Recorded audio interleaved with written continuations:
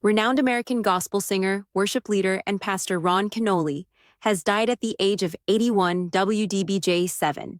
His death was confirmed on Tuesday, February 3rd, 2026 WDBJ7. Bruno Miranda, Kenoly's longtime music director, announced the death in a statement shared on the singer's official Instagram account NPR. The statement revealed that Kenoly died on February 3rd, 2026, though the cause of death was not disclosed. NPR. Miranda, who worked closely with Kenoly for more than 20 years, described him as not only a mentor but also a spiritual father, emphasizing Kenoly's dedication to his calling. NPR. Miranda wrote that for over 20 years, he had the honor of walking alongside him in ministry around the world, not just as his music director, but as a son, a student, and a witness to a life marked by faithfulness. NPR. Miranda stated that Kenoly was very intentional about one thing. He was never an artist, never an entertainer. He was a worship leader. NPR. Miranda added that Kenoly took all the time necessary to explain what that truly meant, noting that a worship leader's calling is not to perform songs, but to lead people into true worship in the presence of a king, the King of Kings, Jesus Christ, W. Cax. Just days before his death, Kenoly reflected on his life's work in what has now become a poignant final message, Yahoo. In an Instagram post shared on Sunday, February 1st, he expressed gratitude for the people who walked with him through decades of ministry. Yahoo. He stated he was 81 and in his 48th year of ministry, adding, "These are some of those who helped me reach over 123 nations around the world over the past 20 years. Yahoo." Kenoly acknowledged individuals who had supported his journey over the years, noting that their contributions helped expand his ministry's reach to more than 123 nations within 20 years. Yahoo. Kenoly was globally celebrated for his powerful live worship recordings and his influential role in shaping contemporary praise and worship music. WDBJ7.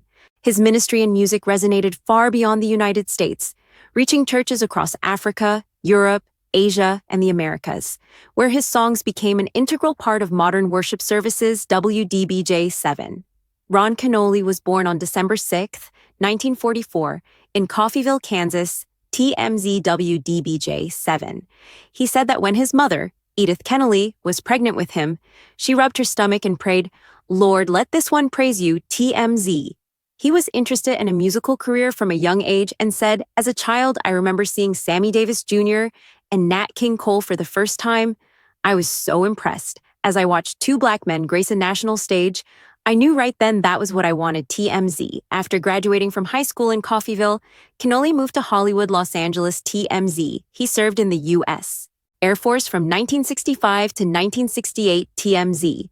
During his Air Force career, Kenoly was a member of the Mellow Fellows, a top 40 cover band which toured military bases. TMZ. After leaving the Air Force, he returned to Los Angeles to continue his music career. TMZ. He sang demos of Jimmy Webb songs including Up, Up and Away for the audio arts label TMZ. The label also released Kenoly's first single, The Glory of Your Love, Mine Eyes Have Seen. TMZ. He later signed with A&M Records. TMZ. The label's executives gave Kenoly the stage name Ron Keith, and he recorded the R&B tracks I Betcha I'll Get Ya, Soul Vaccination, and 1975's Can't Live Without You. TMZ. Kenoly and Candy Ray were the first acts signed to George Semper's Inner City label. TMZ. Semper remarked, "The two of them came and sang the song at my house, and I knew straight away I wanted to sign them." TMZ. Their single Lovely Weekend, recorded in 1972 at Clark Brown Audio Studio in Crenshaw, Los Angeles, sold nearly 200,000 copies. TMZ. Kenoly later stopped recording secular music and for 4 years attempted to get a gospel record deal. TMZ. In 1983, he released his first Christian album, You Ought to Listen to This. TMZ. Kenoly stated in a 2024 interview that he was in obscurity for 8 years, singing his songs, adding wherever the door would open, I would go and I would sing, making no money. WCAX. He said that was the gift that was in him, and he was determined to use it, adding he prayed, "Father, I'll go through any door that you open." WCAX.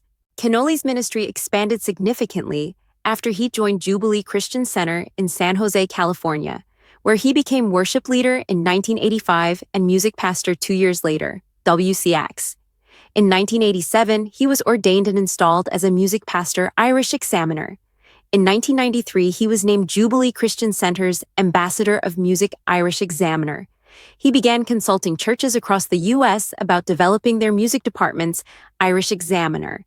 Kenoly rose to international prominence in the late 20th century, WDBJ-7. He gained widespread acclaim with the release of Lift Him Up with Ron Kenoly in 1992, an album that helped redefine praise music, WDBJ-7. His musical career breakthrough came in 1992 when Lift Him Up became the fastest-selling worship album to that point, TMZ. Songs such as Ancient of Days, Jesus is Alive, and We're Going Up went on to become enduring worship classics sung in churches around the world. WDBJ-7.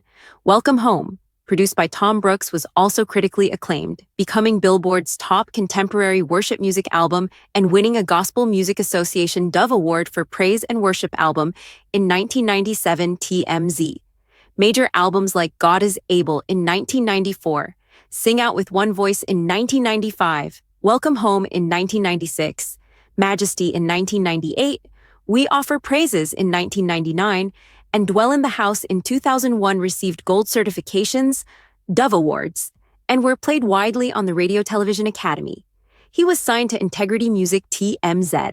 His 1992 album, Lift Him Up, became a landmark release, earning gold certification after selling more than 500,000 copies and ranking as the fastest-selling Yahoo worship album of its era. Kenoly held several degrees, including a music degree from Alameda College in Alameda, California, a Master of Divinity degree from Faith Bible College in Independence, Missouri, and a Doctorate of Ministry degree in Sacred Music from Friends International Christian University in Merced, California, TMZ. In 1996, Kenoly received his Doctorate in Ministry of Sacred Music degree, Irish Examiner. In 1999, he moved to Central Florida and continued to travel, speak, sing, teach, and record until his death, Irish Examiner. He wrote books, one of which he co-authored with Pastor Dick Bernal, Irish Examiner. Kenoly articulated his worship theology in interviews throughout his career. He told Christian Today in a 2006 interview that if you get all worship and no word, you have fanaticism. If you have all word and no worship, you have legalism, and you need that balance, adding that's what is going to help us to worship. As Jesus said in John 4:23-24, to worship in spirit and in truth. WCAX. Ron Kenoly was married twice, The Washington Post. Ron married his first wife, Tavita, while he was serving in the United States Air Force in the 1960s, The Washington Post Television Academy. They were married for 42 years until Tavita passed away in the mid to late 2000s, The Washington Post Television Academy. They had 3 sons together, Samuel, Ronald Jr., and Tony, The Washington Post Television Academy. Tavita supported Ron as he moved from secular to gospel music and during his early years as a worship leader, Television Academy. Ron often spoke warmly of her in his testimonies and writings, calling her a pillar of their family and ministry. Television Academy. After she died, he talked about how much she influenced his faith and music. Television Academy. Ron married Diana on November 24, 2014, The Washington Post Television Academy. Ron and his ministry associates described Diana as a United Nations ambassador, either in a diplomatic or humanitarian role, and as a strong partner in his later years. The Washington Post Television Academy. They stayed married until his death in February 2026. The Washington Post Television Academy. Ron Kenoly had 3 sons from his first marriage to Tavita Kenoly: Samuel Kenoly, Ronald Kenoly Jr., and Tony Kenoly. The Washington Post. All 3 sons grew up as Ron moved from secular music to full-time Christian ministry. The Washington Post. Ron often said his family supported his calling, and his sons have appeared or been mentioned in ministry events and interviews over the years. The Washington Post. At the time of his death on February 3, 2026, Dr. Ron Kenoly's net worth was estimated in the range of $3 million to $6 million. The Washington Post. This figure is based on decades of album sales through Integrity Music. Many projects achieved gold status and strong ongoing royalties from streaming and church use, income from live worship conferences, speaking engagements, and international ministry tours, especially strong in the 1990s to 2000s, and book sales and teaching resources on Worship Leadership Television Academy. Following the announcement of his death, tributes have continued to pour in from gospel artists, pastors, and fans worldwide. WDBJ 7. Many have spoken of how Kenoly's ministry shaped their faith and inspired their approach to worship. WDBJ 7. Top Nigerian minister Nathaniel Bassey wrote on Instagram, "Dr. Ron Kenoly crosses to yonder side. Thank you for inspiring generations of psalmists like me. I grew up on these songs, and today others are growing up on ours. Thank you, Sir CNN." Ron Kenoly was revered around the world, especially in Africa and Nigeria, in particular, Irish Examiner. Shodapo believes it was his ministry that helped kickstart the renaissance of gospel music in English language during the late 90s and at the turn of the century. Irish Examiner. Kenoly's catalog includes enduring worship anthems such as Majesty, Righteousness, Peace and Joy, Anointing, All Honor, Sing Out, Lift Him Up, and Jesus is Alive. Songs that continue to define congregational worship decades later. Yahoo!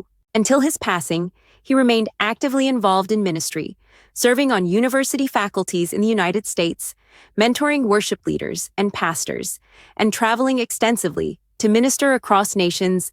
Yahoo! Church leaders and worship pastors across denominations credited Kenoly with helping redefine congregational worship. WCAX. In a statement on social media following the news of Kenoly's passing, Pastor Tony Suarez described him as one of the greatest psalmists of our time, recalling a post-pandemic tent revival where Kenoly led a night of 1990s style praise. WCAX. Plans for memorial services and celebrations of his life are expected to be announced in the coming days. WDBJ 7.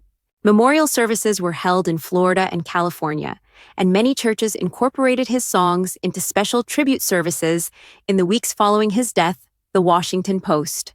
Ron Kenoly leaves behind a towering legacy of faith, sound, and spirit, one that continues to echo in churches and hearts around the world.